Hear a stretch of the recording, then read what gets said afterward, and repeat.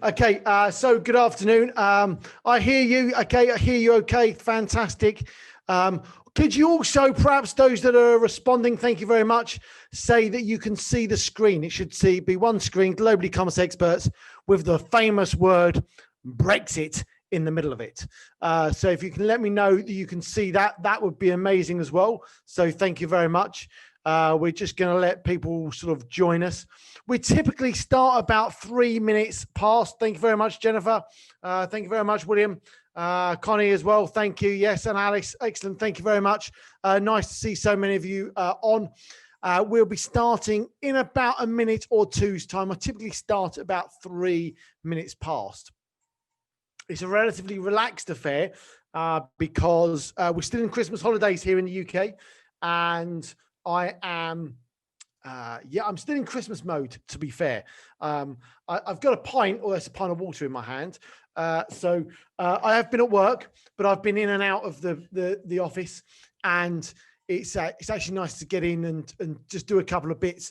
But I thought, given that everything going on with Brexit has changed since we spoke to many of you, then I thought that we needed to do one this week.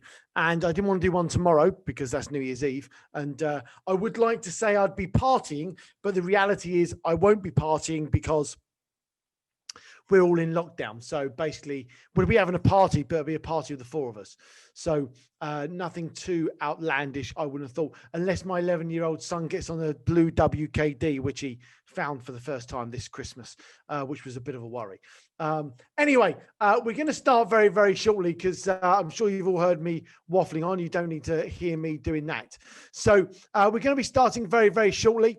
And what I'd really like to do, just to kickstart things off, let's do so we know everyone's listening, let's do a virtual high five. Can we do a virtual high five? Where's that little raise your hand one? I love a little virtual high five. Who can give me a virtual high five first? Let's see who can get that done. And then we're going to be starting. So we'll be starting very, very soon in order to get that all happening. And then we'll be going from there. Oh, there we go. Yeah, nice. Thank you very much, Joan. That's perfect. We'll be putting all those up. Well done, Joan. So we're going to start, I think, because I think that there's a huge amount to get through, and I know that lots of you want to know all this incredibly important information. And we will make a start. So good afternoon, and thank you very much for all those that have come. I hope you all had an amazing festive period and you are refreshed and ready for the new year, because I am absolutely pumped for next year. I can't wait. In fact, I want it to start already. But anyway, that aside, I know we've got to talk about Brexit, and I know there's been a lot of changes. The first thing to say is, hurrah, we got a deal. So there's the great news. And I'm just going to go through some of that for you. So here's the things we're going to cover. I'm going to give you a very quick roundup. I'm going to talk through the key changes. What do the changes mean for you? And what do you need to be doing today? And then questions at the end. Now, I want to put a massive caveat in here, because the 1,200 or 2,000 page document that got released on Christmas Day, I've not read every single bit of that yet. I've read the 34 page overview document, and I've read some of or most of the linked pages to that in the overall summary document, but I've not done absolutely everything. Now, the team have crawled through a number of different places on different areas. So, but I am going to put a massive caveat in here. I'm going to tell you what we know as of today and what we know today. With new changing guidelines and regulations, we know that we're going to be finding some of this as we go, without any shadow of a doubt. And the interpretation of some of that is also going to be changing as we go as well. So let's get into some of the nuts and bolts. So my name's Andy Hooper. I work here at Globally Commerce Experts, and we're here to successfully expand every single e-commerce seller into the EU with that aim of making you the next biggest seller. Now, that's really what we're here to do. We've got a massive focus on education, knowledge, and give you as much information as we possibly can to make that a success. Thank you very much for joining me. Thank you very much for giving up your valuable time. I know it's hugely precious your time, and hopefully I'm going to give you a whole load of information that's really going to help you in expanding in over the next, year or so. But I know that Brexit is a pretty hot topic, and I know we want to give you as much information about that as we possibly can. So so before we progress, I just want to touch on our success framework, because it doesn't matter where you are in your transition, in your expansion into Europe, that is still relevant. The 6-step guide that we use, the framework we use for all of our clients, is still valid. It doesn't matter with Brexit. Yes, there's a bit of a fraction between the EU bloc and the UK, and I think we're going to touch on that in a moment. So let's just touch on the Brexit Roundup. So the July 2016, the UK voted to leave, and what they really wanted to do is what we've heard from the UK Prime Minister a lot over the last few months is we wanted to restore national sovereignty. That's what we wanted to do. Now, we went through a whole load of processes, and on the 31st of January this year, we technically left the EU. All right. We actually left with a 11-month transition period that comes to an end tomorrow. Okay. It comes to an end tomorrow. And what we are leaving is the EU customs union and the single market. We're not leaving Europe as such. Okay. We are still in the European map geography. All right. So we're still part of Europe. We're just leaving the EU customs union and single market. All right. So essentially the regulations, everything else that goes with that. And what we're starting is a new UK regulation framework, basically from the 1st of January in 2 days' time, Friday. Right. So all of this goes active on Friday. And I laugh slightly is because we've obviously been talking about this since July 2016. And it's one of those things where you never actually think you're ever going to see or no, it's ever going to turn up. And then when you're actually a day away from it, you're like, geez, we actually did it. Anyway, so we're still part of Europe. And the general disclaimer is, I've sort of mentioned it already, but I'm just going to touch on it again, is that this is a completely fluid situation. We're going to be finding new things in this. People are going to have one view on it, and someone else is going to have another view on it. The way people see the regulations is going to change. All right. So I'm going to put a general disclaimer in here that this is what my interpretation is today. That doesn't mean to say my interpretation might change in 3, 6, 9 days, weeks, months' time. All right. But what I'm giving you is the information you need today in order to succeed in your expansion into Europe. All right. So let's get into the key bit, shall we? So let's start on the changes. So there's 2 pages of changes. All right. And we're going to go through those changes. I'm still letting people in because there's a huge amount of people still wanting to get in. So let's go through the changes for e-commerce sellers. And just bear with me 1 second. So this is the document that I've been plowing through. I appreciate you probably can't see that particularly well, but what you will be able to see is a huge amount of highlighted bits on here. And what I've done is I've been through and highlighted absolutely everything that is relevant to e-commerce sellers. All right. So these are e-commerce sellers. That's what this is designed for. That's who we serve, and that's who we look after. So in order to do that, that's what I've focused on. All right. So there's a couple of pages of changes that you need to be aware of. Now, not all of these are going to be completely relevant, but some of these are. So the first one is the key thing that you all want to know on is the 100% tariff liberalization. What that basically means is if it's the free movement of goods to you and I, all right? So we can ship goods backwards and forwards free between the UK and the EU, and there'll be no tariffs or quotas. And what I mean by tariffs is import duty or import VAT. Now, a quota is where there's a limit on the amount of stuff that can go in and out, all right? For most of our sellers, in fact, for all of our sellers that I can think of, we don't have anyone that's subject to a quota, all right? But you just need to be aware that there is such a thing. Now, that's great news.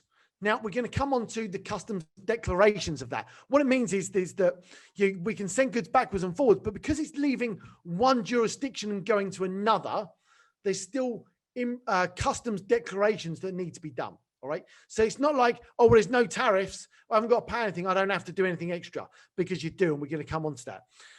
Now, the key thing to think about here is this is on originating goods in the UK and Europe.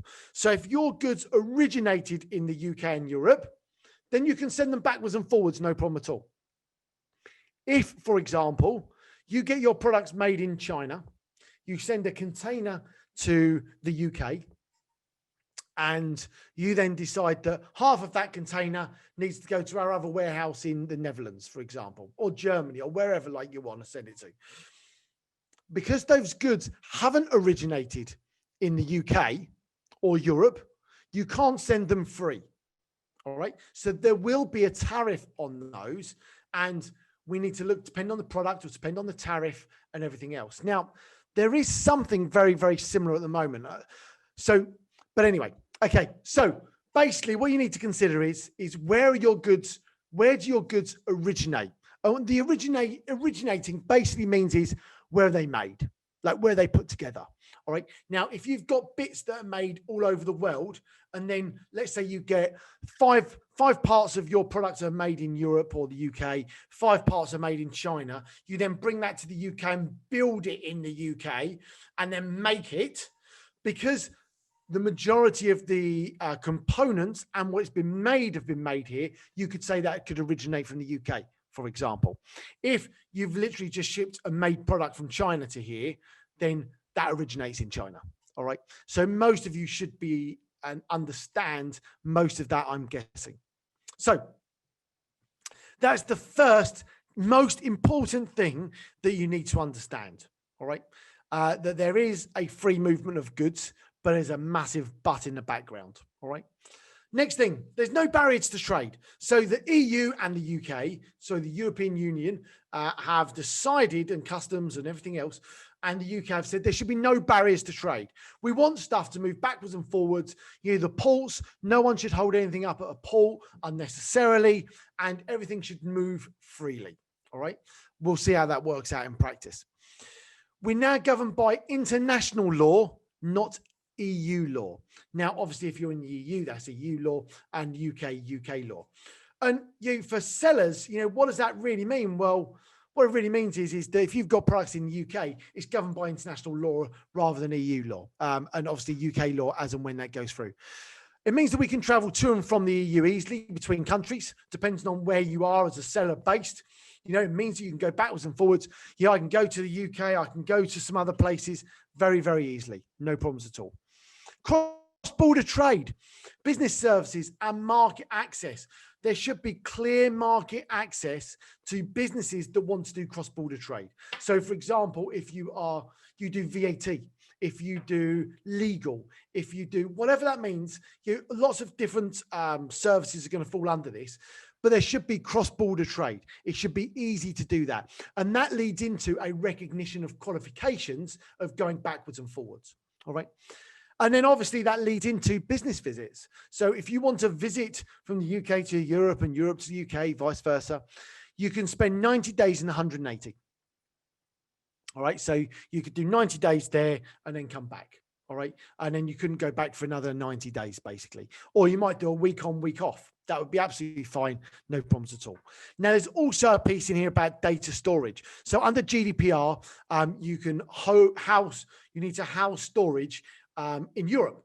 And this is just one example. There are many examples of this, but you need to store data. But what they're saying is if it's stored in the UK or Europe, that complies with the regulations. You don't need to double store it in the UK and in Europe. All right. So there's a definite advantage with that information. All right. Okay. Step 2. Now there's something called TBT, technical barriers to trade. Now I've put some of these down here: conformity, accreditation, the new market surveillance that's coming out, marking and labeling. Now, all of these things, and these rise, there's 2 areas here. One, the technical barrier to trade of all those things. You need to be aware that these things are going to change for the UK. All right. So a conformity certificate, a CE marking is going to change, right? The accreditation, different bodies are going to change. Market surveillance, responsible person, the label, product compliance is all going to change.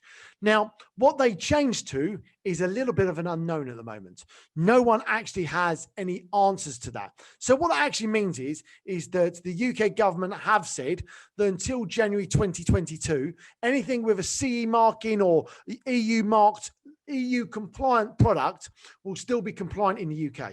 So it's not like, geez, I've got to change everything for Friday, sorry. You don't have to do that. You have got some time to do that. And what we will be doing is we will be running a series of webinars about all of these different accreditations that are going to be changing as they come into effect. So don't worry. As and when you need to worry, we'll be bringing that information to you. All right. Now, there are some areas where there will be cooperation between the UK and Europe. The first one is on organic products, medicinal products, manufacturing, wine, there's good news, automotive. So there is some cooperation in certain areas. And I'm going to come on to the medicinal ones again further down in a moment. There's also the AO scheme sharing, trusted trader. Basically, from a customs point of view, there's a scheme that will basically mean that someone is a trusted trader, a customs agent, for the want of a better word. That scheme will be represented between both countries, both the UK and Europe, and it will be recognised on both sides of the water. They're going to share information. Okay, and that information is going to be across different areas. So if you are, to make sure things that you're compliant, both for tax, customs, VAT, and a whole host of other areas, they're going to share that information between each other. And the reason for that is to basically make sure there's no fraud going on, to make sure you're compliant. You can see what marketplaces are doing in various countries now, where they're paying VAT for the sellers. There's a massive step, and you can see that happening in other countries as well. And the governments are starting to share that information. Who's compliant, who's not. Trademarks. Here's a big one. So trademarks. If you have an EU-based trademark, that will be registered and you will still be compliant in the UK and you'll still have a trademark. We are still waiting for confirmation on whether you will need to have an independent new UK trademark or whether you'll get grandfather rights. They still don't know. I haven't got the answer in this document yet. I haven't read it in the 1,200-page document yet, but don't worry. We did some great work with a gentleman who's going to come on and explain that into more detail with us very, very soon. But what you will need to do going forwards is, if you go forwards and you want a trademark, because you don't have a trademark right now, you will have to get a trademark in the UK and in Europe. So there'll be the two places you have to pull that together. Now, in the last slide, we talked about what you need to do with free movement of goods, but I also said about customs. So because the goods will be leaving one jurisdiction, the UK, and entering another, the EU, or vice versa, you will have to do customs declarations. That is fact. Now, that means your commodity codes are going to have to be right. You're going to need to know those, or you're going to have to work with a partner, us or others, who will be able to do that for you. We are a customs agency. We can do that for you. There's no problem with that. We do that for our clients, and we're here to support you with that. So we can do that. We've been doing that for many months already for all of our clients from our fulfillment centers, both in the UK and in Europe, where we've been shipping goods outside of Europe. So we've already been doing that. So we're well versed in doing that, and we can support you in that, no problems at all. But those customs declarations you are going to have to do coming from and going to. All right. Now, they're the changes. So what does it actually mean? All right.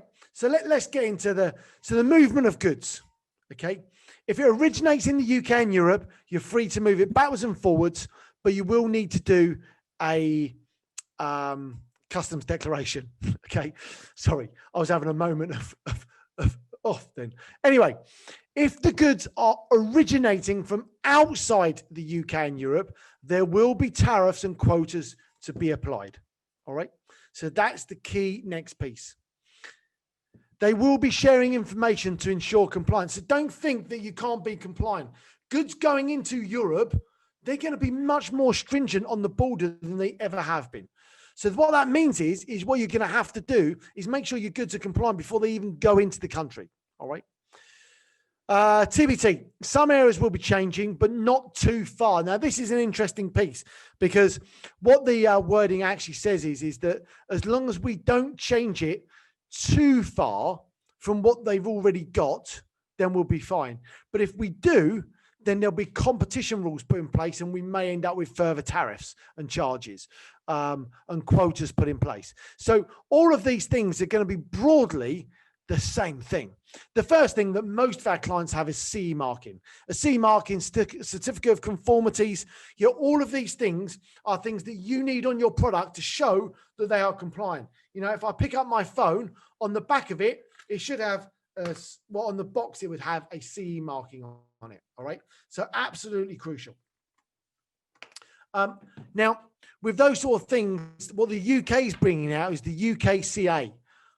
Basically, that's the CE marking replacement here in the UK. Now, basically, anything that is new to the market now, what you'll need to do is you'll need to, oh, sorry, my phone's going, it's going bonkers for some reason. What you'll need to do is you'll need to get a CE marking and a UK marking, UKCA, by 2022. So it will still be effective then, all right? And that's absolutely crucial. All right. So you can still do that. So that's what you're going to need to do on those. The label compliance, the conformity, the responsible persons in country. Again, all of these things are going to be changing, but they're not going to be going too far. All right. Now, the responsible person in country is absolutely key. This is a really, really key thing you need to understand. And that's you need a responsible person both in the UK and in Europe going forwards. All right. Now, a responsible person means someone who is responsible for your said product in that jurisdiction. That doesn't mean, okay, I've got these vitamin B complex. I went vegan for a month and I got these tablets to go with it, right? So on here, it says produced in the UK and then there's an address, all right? So that would not be compliant, if you like, for Europe unless it says pill here. I'm going to pill here. Bear with me. And in here, it's got ingredients and various other bits. I was actually hoping they would actually have a European address on it, but it don't. Anyway, so what you're looking for here is a responsible person, is someone who can take responsibility for this product. Now, it doesn't mean just get an address and put it on there. Someone has to be at that location who has an example of the product as well and has checked to make sure it's compliant with the regulations. By having someone's address on the product basically means that they're responsible and legally liable for the product. All right. Now, they're the areas that are going to be changing. The areas that aren't going to be changing, which will stay the same, are organic. So if you've got organic products, then that will stay the same. Medicinal products will stay the same. We are unsure on cosmetic products. There's a question mark on that. My gut feel is that cosmetics will stay as well, but I don't know that for definite. There could be some changes around that, but to start with, that will all be relatively straightforward. And again, trademarks. If you've got a current EU trademark, great. Going forwards, you're going to need both a UK and a European trademark. So they're the key things that you need to be aware of. You've got the movement of goods, okay? And you've got the knowledge now that some of those areas are going to be changing, all right? Absolutely critical. You know these things. Oh, hold on. Let's change. So what do? There's a few things you must do. Hopefully, you've been on one of our webinars over the past 3 years, and hopefully you are now understanding exactly what's going on. So what we were suggesting is you needed to be V80 registered in the UK and Europe. That's still the case. Now, if you're not V80 registered in Europe as of yet, then you need to be. And there's a number of reasons for that. Basically, you need to be V80 registered so you can sell there. You cannot have goods in the UK and then send them to Europe. It is just not cost effective in any way, shape, or form. You'll need a UK and EU EORI number. Get an EORI. An EORI is electronic import shipping number, for the want of a better word. Basically, it's a number that you need to ship into the UK or Europe. So you'll need a UK and a European one, the same. So get the same one for the country you're VAT registered in. It would make much sense. Now, on the V80 registrations, there's several options. Italy is the quickest. We'll do it in a day or two. Simple, straightforward. Netherlands is probably a good option. Get that in 2 or 3 weeks. Germany is a great option, but there's 2 problems. One, it takes 4 to 6 months to get a German registration, number one. And number two, it's a pain in the backside to ship into Germany. I mean, it's horrendous. So we don't really, it doesn't really work. All right. So that's not a great option. So Italy or Netherlands are great options. You need stock in the UK and Europe. The reason we say Netherlands, and ideally Netherlands for Europe, is because you can do a VAT deferment. So you can basically send your goods into Europe and you can defer your VAT payment until your VAT return, which you can now do in the UK as well if you're set up for that. What else you need to do? You need to start thinking about getting your product compliant with the UK regulations as and when they change. Now, for some of you listening, you might not even be compliant for the EU as it stands. Now, obviously, the regulations that are EU regulations. So we know the EU regulations. Some countries have some different sort of nuances as you go through them. Let's take Italy. You've got to register with the Italian Ministry of Food if you want to sell a supplement, for example. France have got something similar. There's a list. There's lots of these different areas. So you need to make sure your product's going to be compliant. Now, that's both in the UK and Europe. Now, as we go through the next few months, those things are going to change. So you're going to need to make sure that by the middle of the year, you know what you need to change your product labeling to. Now, what that means is that when you go through the remanufacturing process, you're going to need to change the label. So we don't really want to get to December. It's like, oh, Andy, you didn't tell me that.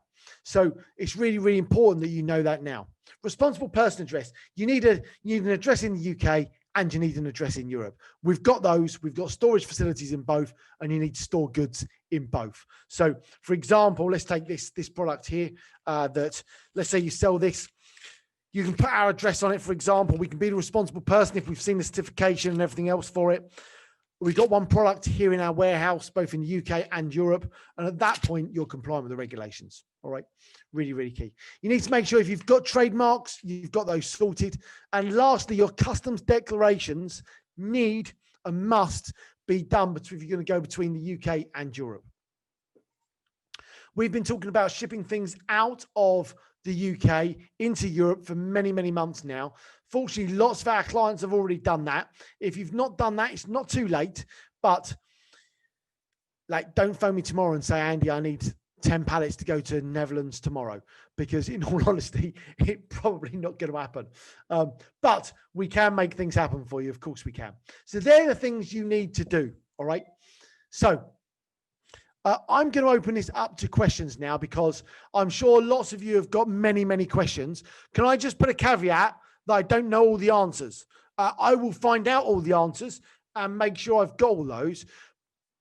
And if you need help with any of these things, registration, VAT in the UK and Europe, we can sort you out.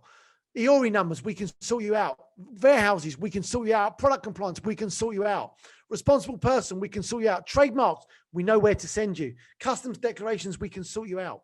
So all of these things we can help support you with, but don't leave it too late. So let's start getting any questions coming in. I can't see many questions, but I'm sure there must be some questions on some of this, because, either I've explained it really, really clearly, or I've just baffled you. So do you guys offer to be a responsible person for the UK for US based sellers? Yes, we do, Johannes. No problems at all. We can do that for both the UK and Europe. to be a responsible person. I know that many people that we've spoken to in the past have got one covered in the UK or Europe, so we can do the other one for you as well. It's no problems whatsoever. So yes, we can do that. Let's keep those questions coming in. Hopefully that answers that, Johannes. I think the key thing for most people is that that free movement of goods. That movement between the UK and Europe and going backwards and forwards. If you're an Amazon seller, obviously the European fulfillment network has ended. The pan-European project has sort of finished, and I don't mean finished because in total. What I mean is the UK is no longer part of that. They're still operating. The European fulfillment network, pan-EU network, is still working. It's just in the EU marketplaces, all right? Not the UK marketplace. Hello, one question. What will be required for importing goods into Europe where goods have been purchased in the UK but are not of UK or EU origin, but are from GSP countries in Asia, for example? Well, if they've been purchased in the UK and been sent to Europe, there still needs to be a customs declaration on that product. That customs declaration will say the origin of that product is from out of region. Therefore, it will be liable for tariffs and quotas, so import duty and import VAT on that example there. Next question. With tariffs, are products still available on Amazon marketplaces in Germany, etc., if goods are stored in the UK? So either available on Amazon calculates additional tariffs or not available at all. Well, Amazon has said it will do it. It will do it for a £3.50 sign up. So they'll do your, let's say someone in Germany buys it. Sorry, hold on. Germany's a goods store. So someone in Germany buys your product from the UK. That basically means you'll get an extra £3.50 for Amazon to do the customs declaration. Plus, the person in Germany is going to get all of the information on that. And you'll also need to upload the originality of the product and everything else to Amazon for them to do that. What is the onboarding process for responsible seller status? Really straightforward. You let us know that you need that. We will basically work with you to send a example of your product and all of the certification. We look at all the certification. We make sure it's compliant with the regulations. Once we're happy, we can then give you our address for our facility that you can add to your product. Simple as that. It's exactly the same as Europe. So, but we need to make sure the certification for the product is correct to make sure it's compliant with the regulations. Thank you. No problems. We're a USA-based seller, USA-made goods. Do we need EORI number to ship to Amazon.co.uk? Yes, you do. You should probably already have one of those. You'll need, in order to ship into Amazon UK, you'll need a UK EORI number. If you're shipping into Amazon DE Germany, you'll need a German EORI number, for example. All right. So there we go. Do you have a responsible party in Germany at this time? Yes, we do. We've got one in UK, Germany, and Netherlands. We actually focus more on UK and Netherlands because the Netherlands is in Europe, so you can have one in Europe, and we've got a warehouse at that facility as well where we can store the goods. Thanks for this, very much appreciated. No problems at all. I hope that's been useful. Any more questions? Let's keep them coming in. As I say, you need that. Is it absolutely essential to hold stock in both the UK and Europe? It's not essential, not at all, Brian. But here's the big but, is that, to be fair, actually, Brian, there's probably about 1 million different answers to this, but I'm going to go based on, let's say you've got stock in the UK at the moment, all right, and you've only got stock in the UK. The reason you want that stocked in the UK and Europe is because you don't want to pay the additional charges of sending it from the UK to Europe backwards and forwards. All right. The problem with doing that backwards and forwards is that it increases cost. All right. And if you're selling on e-commerce on Amazon, for example, we know that the margins aren't massive. All right. So if they're not massive, then what you need to do is make sure that you're as profitable as you possibly can be. In order to be profitable as possible, you need to make sure you got stock in 2 locations, in Europe and in the UK. Now, that could be in Amazon FBA. It could be in a 3PL like ours. In fact, it probably needs to be in both, in all honesty, both FBA and a 3PL. And the reason I say that is because typically what happens is that if Amazon shuts its doors like it did this year because of COVID, then you need to have seller fulfilled prime like that in a warehouse. Like, that's what you need. You need to be able to have that opportunity. So that's why. So it's not essential. No. Do you need it? I would totally advise it. And that could just be FBA. It doesn't have to be us. How long does a V80 application in EORI for Netherlands take on average? Probably 3 weeks, Connie. So it takes about 3 weeks. Because we've got a facility there, you know, you can ship goods today, and we can accept that. You just won't be able to fulfill until you've got your V80 and EORI number. But there's no problem with that at all. Okay, keep the questions coming. The key thing is around the movement of goods, so don't forget that. Do you have a short list of all requirements for selling in UK, EU? Can you through Amazon? Yes. A lot of those, in fairness, are in all of the team's heads. We don't have a easy to do. We do have a online training and everything else. Yes. Can you mentor? Yes. There's a whole load of information we've got.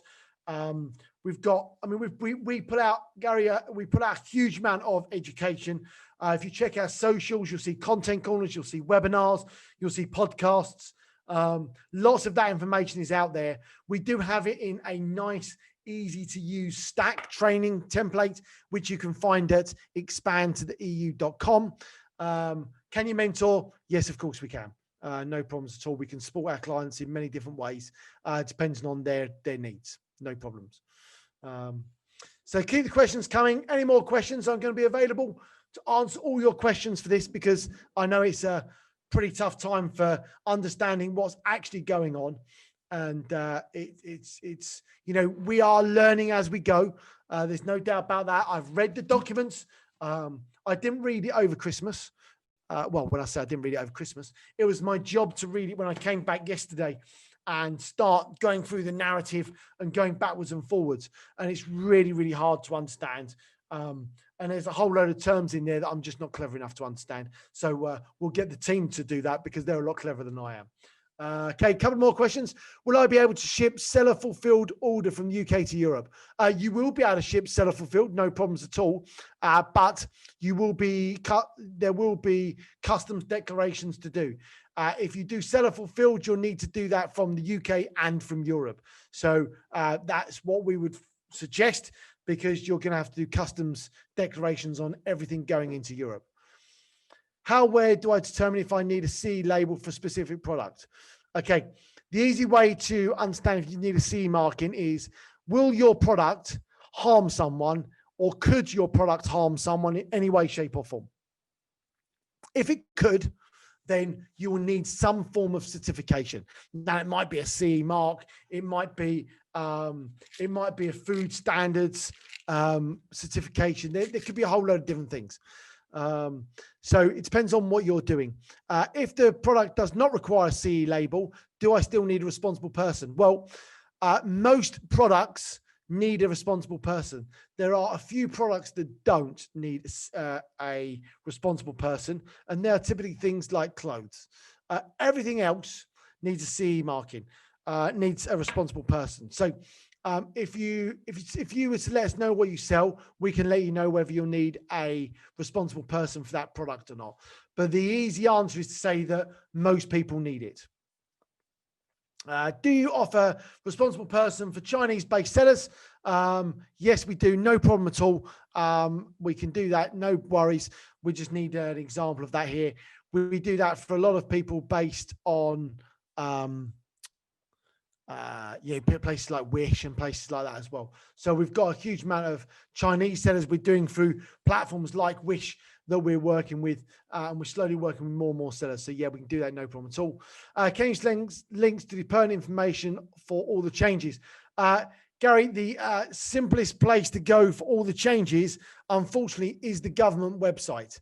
Let me just pull that up so I've got that. So you've got an example of that. UK Gov. Because there's so many changes, we haven't had a chance to get that into what I would call a bite-sized chunk. Yeah. But let me just put this into the chat now for you. So you've got that. That is where you will find the 36-page overview document, and you'll also find the 1,200-page annex or cooperation agreement, plus the 500 pages of annexes that you'll need. All right. So that's really where all the information is. We have not put that down into a much smaller bite-sized chunk piece yet, because I've just not got to it, in all honesty. That would be the aim, and it would be nice to be able to do something, but we haven't quite got there yet. So everything you need is at that link, and it will give you all the information you need. It's just a case of sifting through it.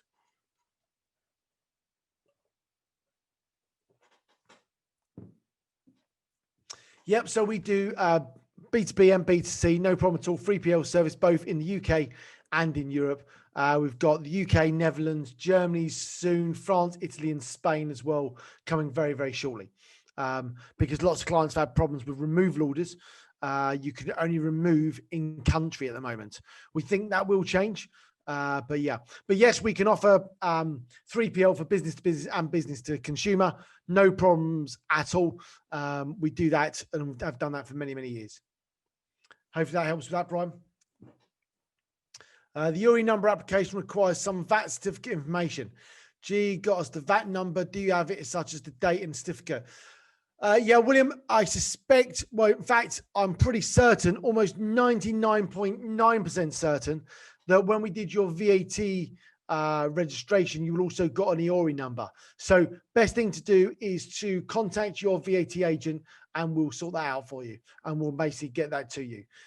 So there shouldn't be a reason. Only in very small number of places we do that. So contact, I can't remember if, I think Charlie's yours. It's hard to remember 2,000 sellers to try and remember who's whose, but I think Charlie was yours.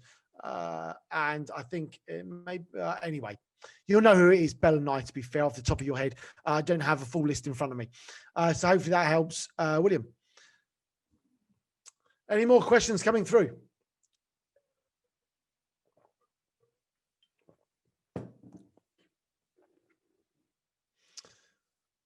Okay, thank you very much, everyone. Any last questions?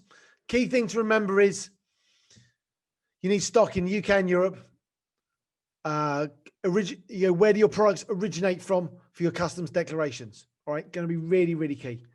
I'm not touching on the new regulations on VAT here. This is purely on the Brexit update based on what happened over the last few days. Fantastic. Okay, I don't seem to be getting any more questions, so I'm going to start rounding it up. So thank you very much. What I would like to just say is that for all the people listening today, we are currently doing a account health check. So if you are an e-commerce seller, Amazon seller, and you want or think you could do more in Europe, then we're offering free account health checks. So get in contact if you'd like an account health check. Basically, what we're going to do is look at your e-commerce, see what you're currently doing, and we're going to see where you can improve. Absolutely straightforward, no problems at all. And with that in mind, we've working with over 2,000 sellers at the moment. Great news is because we do account management, because we do VAT, warehousing, we've got that end-to-end piece. We totally understand the market. So we can look at what you're doing and we can tell you what you need to do to improve based on what we're seeing. All right. So if you want to get in touch, we'd love to give you a free account health check. We're doing that in Q1. Get in touch and we see how we can support you. Thank you very much for your time. Carl, other questions. Will Germany accept a French registration EORI? Well, it depends on whether VAT registration. If they are German registered, they will need a German EORI number to do that, is my understanding. They're very, very particular, Germany. Germany is a complete pain in the proverbial. If you've got a EORI number from anywhere in the world, anywhere in Europe, they'll be fine with it. But what I would prefer is a German URI number with a German address on it. If you give them a French URI number with a German address, they won't like it. It just doesn't work in their neat box that the Germans like. And you go from there. Okay. All right. Fantastic. We are just wrapping up. So thank you very much to everyone that's joined us. It's been amazing having you. Hopefully that's been useful. There's going to be a recording of this that will go out very, very soon. I can't promise how quickly that's going to go out. We'll get it out as soon as we possibly can for you. Thank you very much for your time. I know that it's valuable. Hopefully we've given you a huge amount of information that you can utilize and you can use in your roles and make sure that you're ready for Brexit. Any questions, please get in contact with us on the usual contact. You can contact us at support@globalecomexperts.com. Always call us, but really contact us via email or phone when we're in tomorrow. The phone lines will be available again, and we're here to support you. Anything we can do to help, get in contact, and we'd love to help you. Thanks very much. Stay safe, look after yourselves, and we'll be ready for another webinar next week with a new series coming up very, very soon. Thanks very much, guys. Take care, look after yourselves, and I'll see you in 2021. Hooray!